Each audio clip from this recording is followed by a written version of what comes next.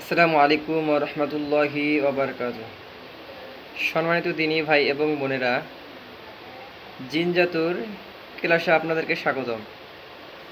আজকে আমরা শিখব যে রোগীর শরীরে কীভাবে জিন হাজির করতে হয়। তো শুরুতেই আরেকটা কথা বলে নেই যে হাজিরাতের বিষয়, যে রোগ নির্ণয়ের যে বিষয়গুলো আছে, এই আমলগুলো আমার পূর্বের ভিডিওতে দেওয়া আছে। আপনারা সেখান থেকে আরও ওই ভিডিওগুলো দেখে আপনারা জেনে নেবেন ইনশাআল্লাহ। সেজন্য আর কি রোগ নির্ণয়ে আর কোনো আমল দিলাম না। এখন থেকে শুধু ধারাবাহিকভাবে চলবে রোগীর শরীরে জিন কীভাবে হাজির করবেন।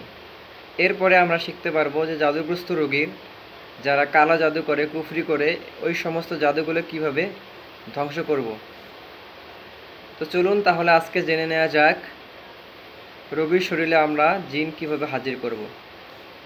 সর্বপ্রথম আপনারা 3 বার ইস্তেগফার পাঠ করবেন। এরপরে আপনারা 11 বার দরুদে ইব্রাহিম পাঠ করবেন। 11 বার দরুদে ইব্রাহিম পাঠ করার পর আউযু বিল্লাহ বিসমিল্লাহ শহীদ সূরা ফাতিহা, সূরাতুল ফাতিহা 7 বার পাঠ করবেন। একবার দম দিবেন, একটি দম দিবেন রোগীর শরীরের উপরে।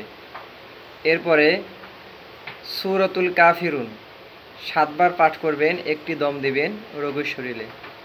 এরপরে সূরাতুল ইখলাস 7 বার পাঠ করবেন, একটি দম দিবেন রোগীর শরীরে। সূরাতুল ফালাক একবার পাঠ করবেন, সূরাতুল ফালাক 7 বার পাঠ করবেন। 7 বার পাঠ করার পর একটা দম দিবেন রোগীর শরীরে। এরপরে সূরাতুন নাস 7 বার পাঠ করবেন, একটি দম দেবেন রোগীর শরীরে। ইনশাআল্লাহ অতি দ্রুতই রোগীর শরীরে জিন হাজির হবে। এবং এগুলো পাঠ করার পর আপনারা হুকুম লাগাবেন, অর্থাৎ বলবেন পূর্ব, পশ্চিম, উত্তর, দক্ষিণ,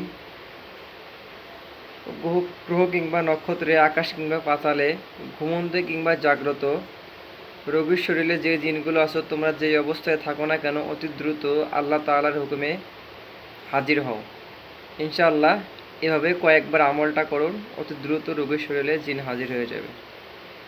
তো এমন নিত্য নতুন ভিডিও পেতে অবশ্যই আপনারা চ্যানেলটিকে সাবস্ক্রাইব করবেন এবং পাশে থাকা বেল আইকনটি বাজিয়ে দিবেন।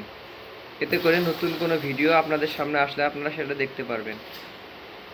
তো আমরা চাই শিরিক মুক্ত, বিদআত মুক্ত চিকিৎসা। তো ইনশাআল্লাহ আপনারা যদি আমার এই ভিডিওগুলো ফলো করেন, তাহলে ইনশাআল্লাহ এখান থেকে কোরআন সুন্নাহর আলোকে অনেক কিছু শিখতে পারবেন ইনশাআল্লাহ। আসসালামু আলাইকুম ওয়া রাহমাতুল্লাহ।